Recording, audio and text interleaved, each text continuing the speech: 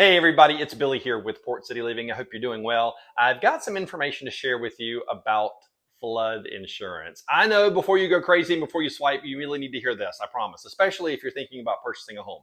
So I was listening to NPR several days ago, Here and Now, and they started having a conversation about national flood insurance. And of course, it piqued my interest because I'm in that arena, so to speak.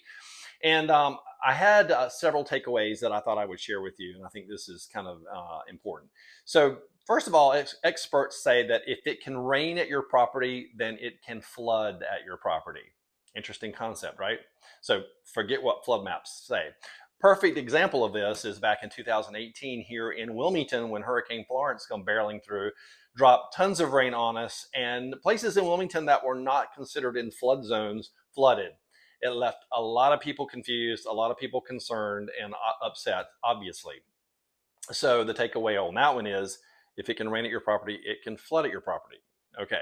So the second takeaway is all these flood maps that we refer to, like me as an agent, if I've got buyers, I'm looking at the flood maps to determine whether or not the property they're looking at is in a flood zone. And if it is, then they're going to have to carry flood insurance. But what if it's not in a flood zone? Again, that whole thing of if it can rain at your property, it can flood at your property, right? Something to think about. The third takeaway is affordability. According to experts, flood insurance is very affordable and available to most everyone. Now, I am not an insurance person. I don't know anything about it. So if you have questions about how much it costs and where it's available, then I suggest that you reach out to your insurance company and find out that information. Now, is this a ploy to line the pockets of insurance companies? I don't know, maybe, but also with all of the improvements that we do to our lands, especially like here in Wilmington, all the building that we do, it's no wonder that we're having flooding issues for places that are not technically designated as flood zones. So it's a great conversation to have.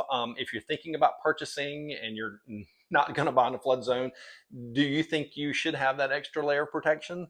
Or maybe you existing homeowners, if you're not in the flood zone, has it crossed your mind that you might need to add flood insurance to your insurance? I don't know. It's a good conversation. I'd love to hear from you about this. I hope this was informative and beneficial to you, and I appreciate you tuning in. I'm Billy with Port City Living, and remember, put your phone down every once in a while and just be quiet. You'll thank me later.